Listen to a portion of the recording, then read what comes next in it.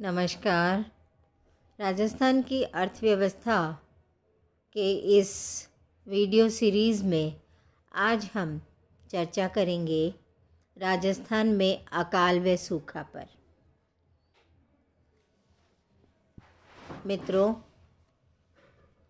हम स्वयं राजस्थान में रहते हैं और राजस्थान में जल की स्थिति का हमें मालूम है।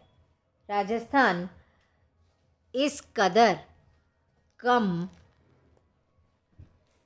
जल से पीड़ित है कि देश के कुल क्षेत्रफल का 10% भूभाग जिस राज्य को प्राप्त है उसे मात्र 1% जल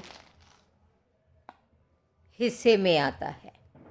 ऐसे में अभाव और अकाल ये हमारे हिस्से में आना स्वाभाविक ही था। यहाँ के ग्रामीण जीवन से अकाल और अभाव ऐसे जुड़े हुए हैं कि इनका चोली दामन का साथ रहा है। राजस्थान के लिए ये शब्द बहुत ही जाने पहचाने हैं। राज्य के कई जिले अकाल से हर वर्ष प्रभावित रहते हैं। सरकार अकाल राहत कार्य खोलती है तथा लोगों को भूख और प्यास से मरने नहीं देती। पशुओं के लिए भी यथासंभव पानी और चारे की व्यवस्था की जाती है। कभी कभी अकाल इतने भयंकर रूप में सामने आता है कि स्थिति का मुकाबला करने के लिए केंद्र व राज्य सरकार दोनों को भारी प्रयास करने पड़ते हैं। ऐसे वर्ष भी आए हैं जब संपूर्ण राजस्थान अकाल की चपेट में रहा है। यदि हम पूरी एक शताब्दी को देखें तो इसमें से आधी शताब्दी तो अकाल और सूखे से पीड़ित ही निकल गई है। यदि हम अकाल के क्षेत्र की बात करें तो राजस्थान का तो वैसे ही 60% लैंड एरिया थार के रेगिस्तान में आता है। ऐसे में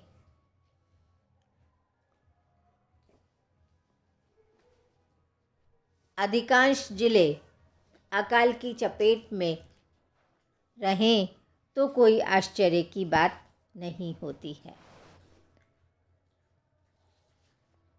पूरा थार का रेगिस्तान जिसमें 60% भूभाग आता है और 11 जिले शामिल हैं।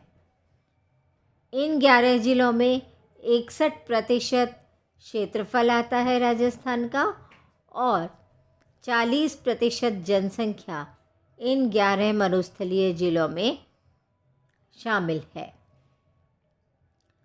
और यह कुल व्यर्थ भूमि का लगभग 2/3 अंश इन्हीं 11 जिलों में पाया जाता है। व्यर्थ भूमि में बंजर व अकृषित भूमि तथा कृषि योग्य व्यर्थ भूमि दोनों शामिल माने जाते हैं।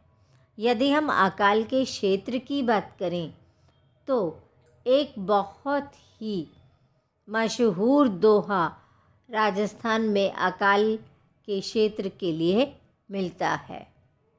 पग पूंगल धड़ कोटड़े बाहु बाड़मेर, जाए लादे जोधपुर ठावो जैसलमेर।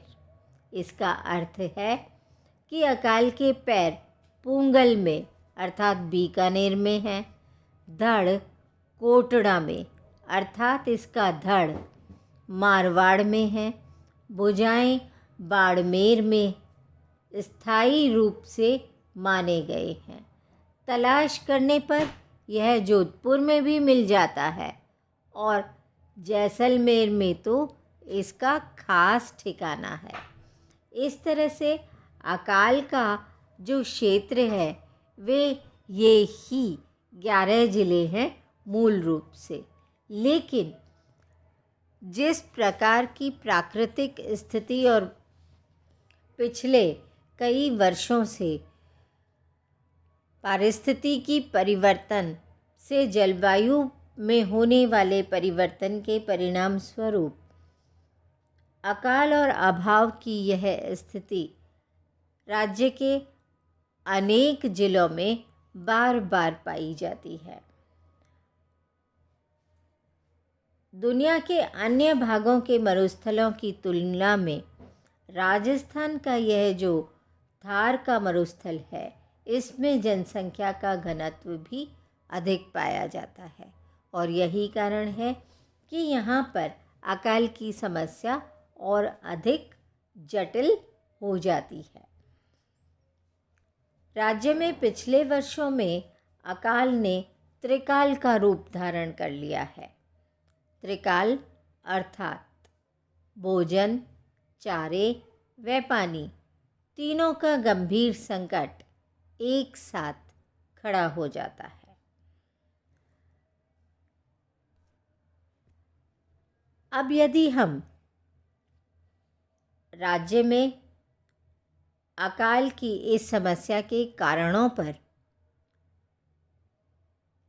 विचार करें तो हम पाएंगे कि राज्य की भौगोलिक स्थिति इस प्रकार की है कि यहाँ अकाल पड़ना बहुत ही स्वाभाविक है। एक तो पश्चिमी क्षेत्र का पूरा भाग मरुस्थलीय है, उस पर देश की सबसे कम वर्षा वाला क्षेत्र राज्य में पाया जाता है। इसी प्रकार से धरातल की बनावट, मिट्टी के प्रकार, जलवायु, ये सभी के सब राजस्थान में अकाल के लिए कारण बनाते हैं। इस प्रकार प्राकृतिक कारण हम इसका बहुत बड़ा कारण मान सकते हैं। प्राकृतिक कारण में न केवल धरातल की बनावट, दूर दूर तक फैला रेगिस्तान, यहाँ की गर्मी, तपती हुई धरती, तपता आसमान, तपते इंसान और तपते पशु, सब कुछ कठोर नियति के जाल में फंसे होते हैं, जिनसे छुटकारा पाना बहुत दुष्कर होता है। रेगिस्तान के बालू के टीले जो तेज हवाओं के साथ एक स्थान से उठ कर दूसरे स्थान पर जमा हो जाते हैं। टीलों का कोई एक स्थान नहीं होता, ये निरंतर अपना स्थान तेज हवाओं से, आंधियों से बदलते रहते हैं, जिसके कारण ऐसा लगता है जैसे मरुदानव अपने पंजों में पूरे रेगिस्तान को जकड़ लेना चाहता है। वर्षा की कमी, वर्षा की अनियमितता, वर्षा की अनिश्चितता, इस पूरे क्षेत्र में अकाल व सूखे की स्थिति को और अधिक भयावह बना देती है। इन 11 मरुस्थलीय जिलों में साल भर में सामान्यतया 50 सेंटीमीटर से अधिक वर्षा नहीं होती। जैसलमेर में औसतन 16 सेंटीमीटर वर्षा होती है पूरे वर्ष भर में।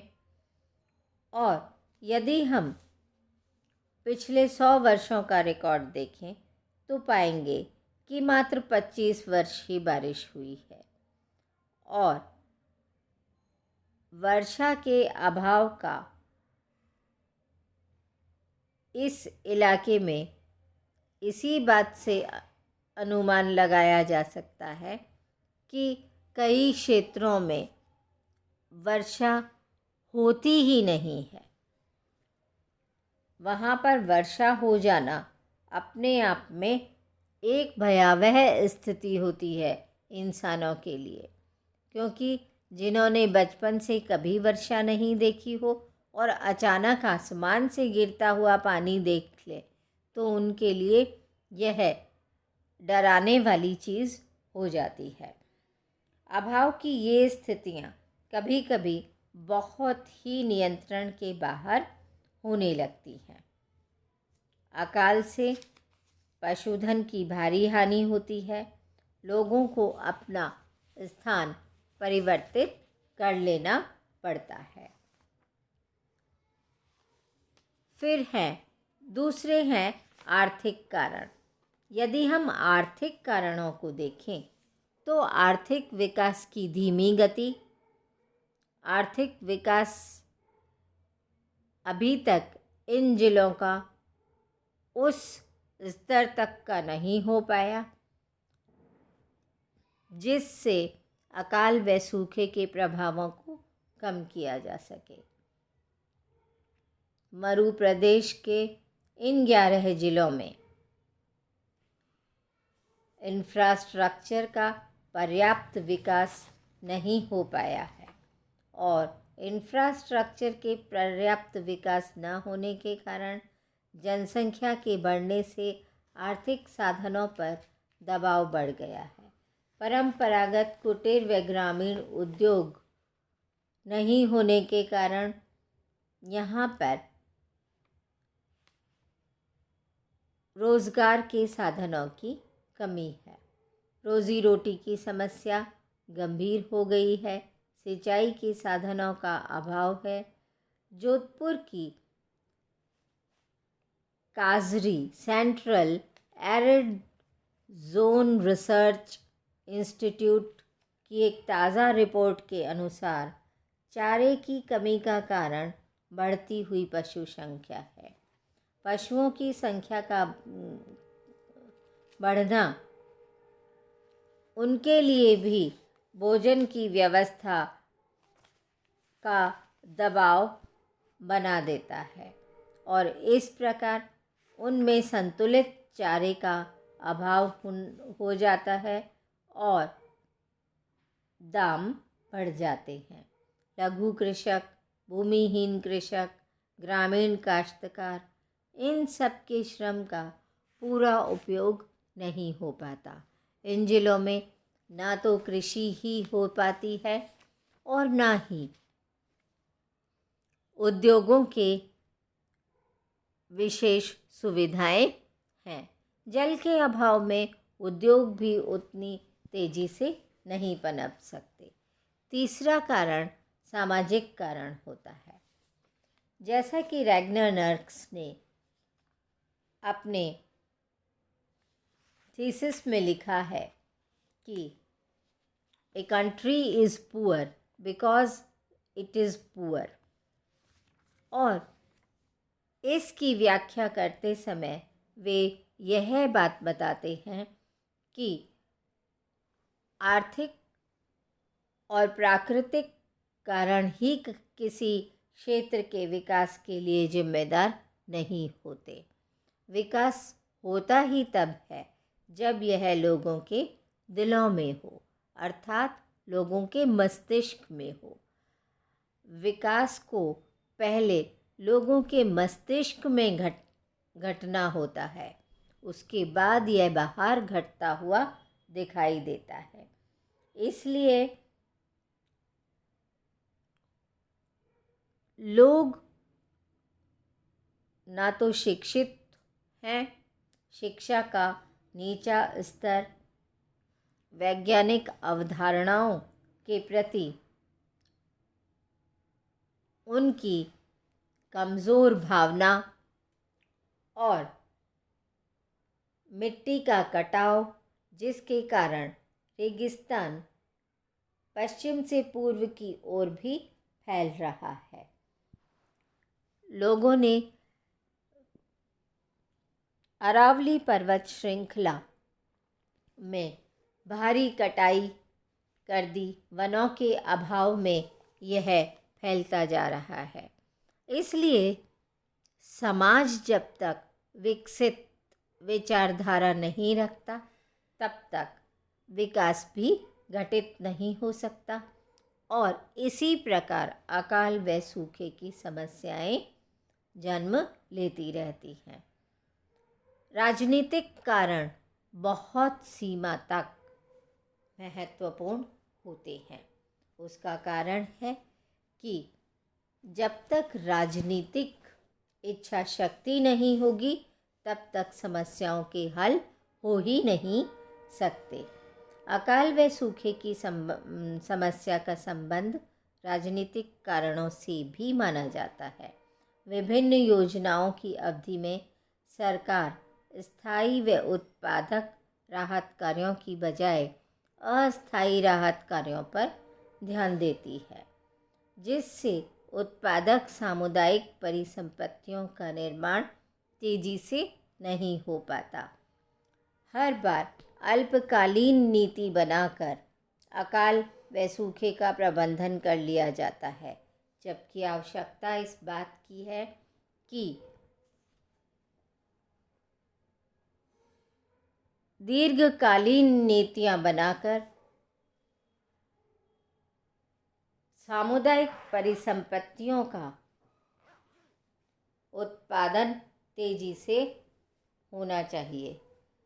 ऐसी उत्पादक सामुदायिक परिसंपत्तियों के निर्माण से दीर्घकाल तक अकाल से लड़ने के लिए एक सुदृढ़ व्यवस्था उत्पन्न हो सकती है।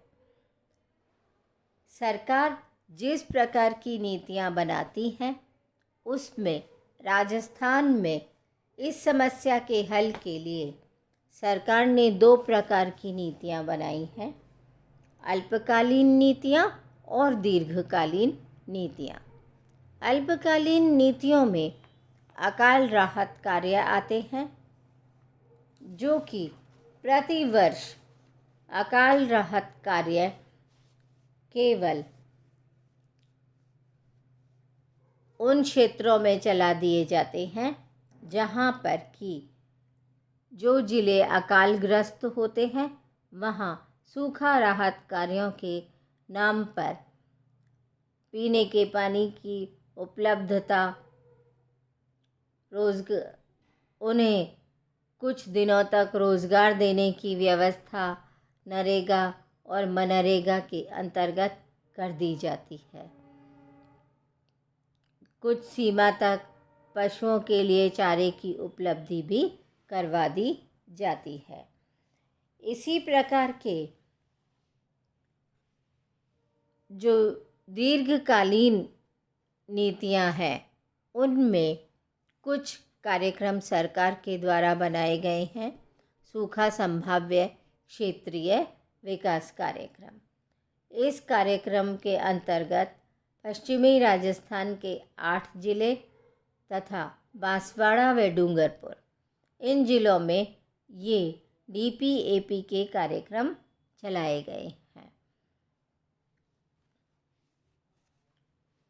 मरुस्थलीय विकास कार्यक्रम केंद्र सरकार की 100% सहायता से आरंभ किया गया था और 77-78 में इस कार्यक्रम को आरंभ किया गया, जो बाद में केंद्र व राज्य दोनों के सम्मिलित प्रयासों से होने लगा। इस कार्यक्रम में 16 मरुस्थलीय जिलों के 85 विकास खंडों में कार्यक्रम चलाए जाते हैं। इसमें मरुस्थलीकरण से मुकाबला करने के लिए कार्यक्रम बनाए गए हैं।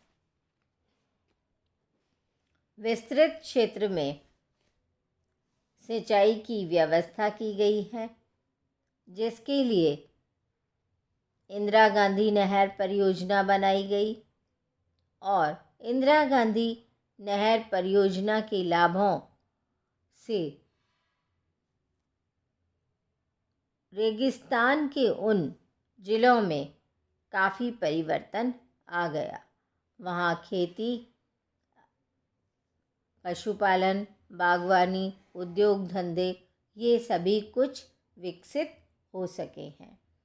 सिंचित क्षेत्र में उत्तम जल की व्यवस्था करने के कार्यक्रम भी बनाए गए हैं। अकाल राहत कार्यों का अर्थव्यवस्था के समस्त क्षेत्रों के साथ प्रभावी समन्वय किया जा रहा है और इस प्रभावी समन्वय से उत्पादक सामुदायिक परिसंपत्तियों के निर्माण में तेजी लाने के प्रयास किए जा रहे हैं। लूनी नदी घाटी क्षेत्र का विकास किया जा रहा है और इस दीर्घकालीन परियोजना में मरु प्रदेश की यह मुख्य नदी लूनी, जो कि कच्छ की खाड़ी में जाकर गिरती है, उससे सिंचाई, वृक्षारोपण, भू संरक्षण, गांवों में सड़क और भवन निर्माण के कार्यों को यदि सफल बनाया जा सका तो राजस्थान में ग्रामीण जनता की खुशहाली बढ़ सकती है। अकाल राहत केंद्रों में मजदूरों का नियमन भी ठीक से करने के प्रयास किए जा रहे हैं और वहाँ मजदूरों की उपस्थिति के मास्टर रोल को ठीक से बनाए जाने चाहिए, जिससे वास्तविक अकाल पीड़ित लोगों को ही सरकारी योजनाओं का लाभ मिल सके। मरु क्षेत्र में जैसा कि अभी बताया कि ये जो टीले होते हैं ये बहुत तेज़ी से एक स्थान से दूसरे स्थान पर तेज हवाओं से उठकर चले जाते हैं। इस समस्या को रोकने के लिए बालू की टीलों का स्थिरीकरण किया जाना एक महत्वपूर्ण उपाय हो सकता है और इसके लिए राजस्थान के कल्प वृक्ष खेजड़े का वृक्षारोपण करना, अन्य प्रकार के जो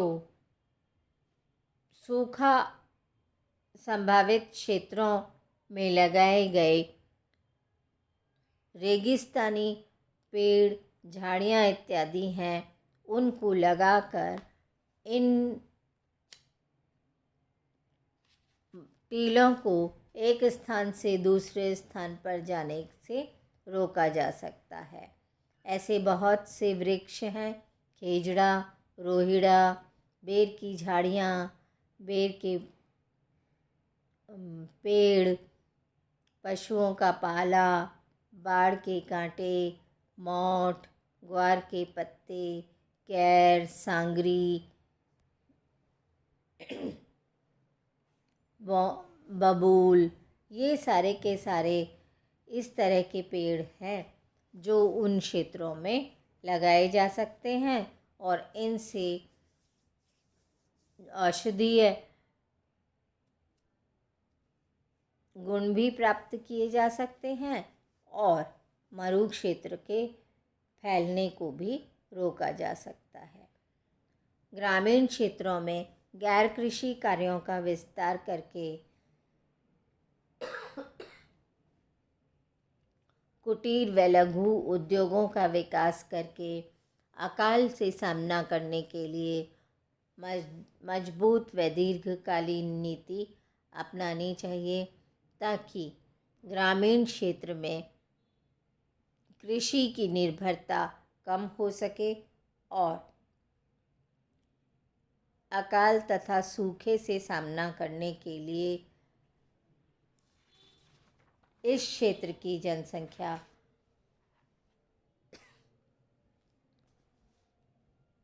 अपने आप को तैयार कर सके। अधिकांश विशेषज्ञों की राय है कि उचित ढंग से जल संग्रहण, जल संरक्षण व जल प्रबंधन से ही अकालों से संघर्ष करने में मदद मिल सकती है। अल्पकालीन व दीर्घकालीन उपायों में उचित तालमेल स्थापित करके सूखे की दशाओं का सामना किया जा सकता है। इस दिशा में अधिक स्पष्ट और अधिक सजग रहकर कार्य करने की आवश्यकता होती है। और ये बहुत ही महत्वपूर्ण है कि इन 11 ज़िलों में जो जैसलमेर, बाड़मेर, जोधपुर, श्री गंगानगर, नागौर, चूरू, पाली, जालौर, सीकर और झुंझुनू, इन में होने वाले अकालों को अन्य क्षेत्रों में न फैलने दिया जाए। इसी प्रकार मरुस्थलीकरण, जो कि पूर्व की ओर बढ़ रहा है मरुस्थल, उसे रोकने में सबसे कारगर उपाय करने चाहिए ताकि अकाल जैसी समस्या प्रतिवर्ष उत्पन्न न हो। और यदि वर्षा की कमी भी है, जल की कमी भी है, तो उसे हम जल प्रबंधन के द्वारा दूर कर सकें। यह कार्य केवल सरकार ही नहीं बल्कि हर व्यक्ति को करना चाहिए। जल की एक एक बूंद बचानी चाहिए, जल को व्यर्थ नष्ट होने से बचाना चाहिए और जल का कुछ इस तरह से रिसाइकलिंग हो कि जल की प्रत्येक बूंद काम आ सके। जो वेस्ट वाटर है उसे हम पेड़ पौधों के काम में ले सकते हैं, उसे कुछ ऐसे स्थान पर ले जाकर शहरों के जो नाले हैं उन्हें कुछ ऐसे स्थान पर ले जाकर उन्हें रिचार्ज कर देना चाहिए ताकि जो अनेक ब्लैक जोन्स हो चुके हैं जहां भूमिगत जल स्तर बहुत नीचे गिर चुका है, वह भूमिगत जल स्तर पुनः ऊपर आ सके और ये जो चार्जिंग हो उससे हम भूमिगत जल को काम में ले सकें। तो यह समस्या सरकारी स्तर पर ही हल करने के लिए हमें हर समय सरकार का मुंह नहीं जोड़ना चाहिए, बल्कि सामाजिक स्तर पर भी इस प्रकार के प्रयास किए जाने चाहिए ताकि हम जल को बचा सकें, क्योंकि जल है तो कल है। धन्यवाद।